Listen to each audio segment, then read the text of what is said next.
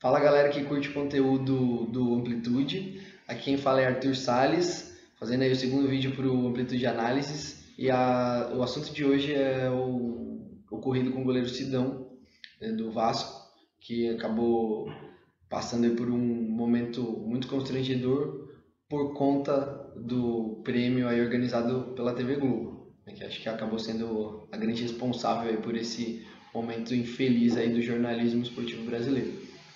E eu queria rapidamente aí passar por dois pontos centrais aí do que aconteceu, né? Porque a situação em si ela pode aí suscitar vários debates, né? Só que aqui os pontos serão dois, né? Primeiro, a profissão em si, né? O jornalismo, qual a situação do jornalismo brasileiro, esportivo também, né? E também falar um pouco sobre o lado humano, né? Vou pegar o recorte aí da situação da jornalista, da repórter que teve que fazer essa entrega do prêmio e perguntar, né? Realmente ela teve, né? Qual que é o nosso limite aí para seguir ordens, né? Enfim, é só uma reflexão sem apontar o dedo em ninguém, né? Enfim, muito pelo contrário, né? Mas acho que vocês vão entender aí. Primeiro, vamos falar sobre essa parte do jornalismo em si, né? Assim, o jornalismo é uma profissão, tem sofrido muito nos últimos anos justamente por estar sendo pouco reconhecido como profissão. A profissão, ela tem uma série de códigos, né? O código de ética, ela serve para prestar um serviço melhor para a sociedade, né? Então ela busca sempre melhorar a sua qualidade. Isso é uma característica de profissão, segundo aí alguns autores, né? Que estudam, né, esse fenômeno social. E o que tem acontecido com o jornalismo é justamente que ele se desregulamentou e não há nenhum órgão fiscalizador, que eu acho que acaba contribuindo para que a qualidade ele diminua muito.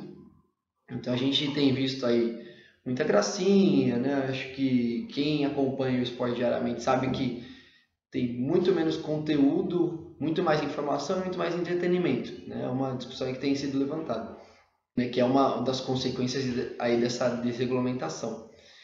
E no caso específico de ontem, acredito que o grande responsável por ter deixado com que a situação chegasse até onde chegou foram os diretores ou diretoras, enfim, né? Os responsáveis aí, as pessoas que mandam mesmo na transmissão esportiva. Quem mandava, quem tinha o poder de decidir o que seria feito em uma situação limite como essa, deve ser o principal responsável jornalisticamente ou profissionalmente por esse ocorrido.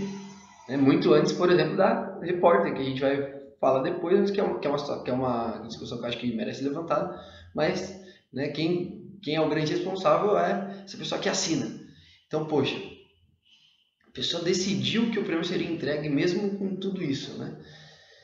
Imagina que fosse um médico que tivesse tido uma decisão horrível em relação ao paciente, o paciente tivesse falecido e tivesse sido comprovadamente por conta do seu erro. Isso acontece, isso é claro. Acontece, o conselho acaba dando uma punição, né? Dependendo da gravidade do erro, o cara pode até perder o direito, né, a exercer a medicina.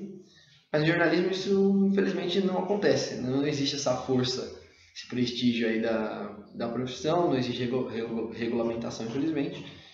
E um responsável por uma situação tenebrosa como essa vai acabar passando impune, né? Não pediu desculpa, não veio a público, né? Eu nem sei o nome da pessoa, não sei quem é, acho que o grande público também não sabe, então assim, passou ileso na questão da sua profissão, né, nessa questão do conselho que eu estou falando, como na própria empresa, vai seguir, enfim.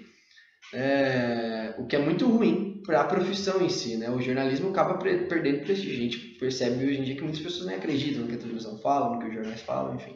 Isso é muito em função dessa pouca credibilidade e do material ruim que vem sendo entregado também ao longo do tempo. Então, né, acho que é importante a gente perceber como esse caso ilustra bem essa situação. E agora passando para a situação da repórter que foi jogada ali aos leões, né? Tinha poucos minutos para decidir o que fazer, né? E com certeza teria uma consequência muito ruim caso ela decidisse, por exemplo, por não entregar o troféu, que é algo que eu acho que poderia ser feito, assim, eu acho que até deveria ser feito, mas que é uma decisão muito difícil de ser tomada, né? Assim, ela poderia ter muitas consequências, ela poderia ser demitida, pode haver algo no contrato dela que impeça ela, né? Que não impeça, né? Porque vamos chegar aí, mas que faça com que ela tenha essa obrigação no contrato e que caso ela não acate as ordens aí da direção do programa, ela seja, enfim, sumariamente demitida ou, enfim, tem alguma outra consequência prevista, enfim. Então, assim, a decisão dela, de qualquer maneira, era muito difícil, claro. Isso não há dúvidas e ela foi a menor das responsáveis por esse incidente bizarro. Só que me assusta que muitas pessoas já nem parem para pensar que existia ali sim uma escolha, apesar de muito difícil. E é importante que a gente pense nisso, não para julgar a pessoa que fez a escolha, muito pelo contrário, porque obviamente era uma decisão muito difícil. Mas a gente tem que saber que sim, a gente tem escolha, mesmo que o país esteja em crise, mesmo que o emprego esteja difícil, que a gente tem que colocar comida na mesa, que tenha filhos, enfim. A gente pode escolher não seguir uma ordem absurda. A gente tem que ter esse limite claro na nossa cabeça. Não temos que titubear, temos que ter bem claro até que ponto eu vou aceitar uma ordem absurda no emprego, entendeu? Essa é uma reflexão que a gente tem que tomar. Eu acabei escrevendo um texto sobre isso e fiz uma analogia bem exagerada, bem, né, que não se compara à situação, né, muito longe disso, que fique claro, mas que eu acho que é interessante para a gente entender essa questão do limite da ordem, né, onde a gente vai seguir as ordens que nos são dadas. É um cara que trabalhava para o exército nazista, por exemplo, ele era responsável por ligar o botão da câmara de gás todos os dias. Será que ele poderia se negar? Entendeu?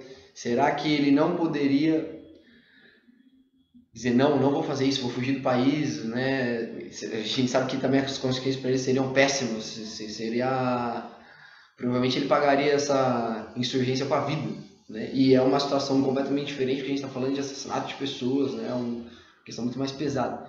Mas dessa situação para essa situação que bate no teto, que extrapola com certeza o monitor que você está vendo, tem um limite. Quando que a gente vai chegar nesse limite? Quando que a gente vai dizer não para uma situação que a gente não concorda, que acha absurdo? É importante. E eu não vi ninguém negando isso, nem refletindo sobre isso. Então me assustou um pouco, acho legal a gente pensar. Cara, a gente precisa dizer não para coisas que estão erradas em algum momento. E essa é uma situação que faz a gente refletir um pouco. E, né, no mais, toda a força para o Sidão, eu acho que, e também para a repórter que passou por um momento muito complicado, muito difícil. Não é fácil estar fazendo transmissão ao vivo. Eu, por 5 anos, fiz transmissões ao vivo esportivas e o negócio é difícil. Imagina numa emissora como a Globo, você sabe que tem milhões de pessoas te assistindo, então te ouvindo, né? É muito complicado mesmo, é uma situação de limite. Mas a gente tem que pensar. Então, força para todo mundo que teve, né, que acabou passando por essa situação constrangedora e repúdio total a quem permitiu que isso acontecesse, né? Os grandes responsáveis, a direção, né? A galera aí que votou também mandou muito mal, e gente aí que também acabou promovendo essa votação, né? Como foi o caso dos impedidos, essas pessoas foram muito mal. Espero que elas melhorem muito aí mais pra frente, a partir de agora. E é isso, espero que vocês tenham gostado, e principalmente, mais do que gostado, né, permitido muito discordar, mas mais do que gostado, que tenha sido útil para reflexão de alguma maneira. Um abraço e até a próxima.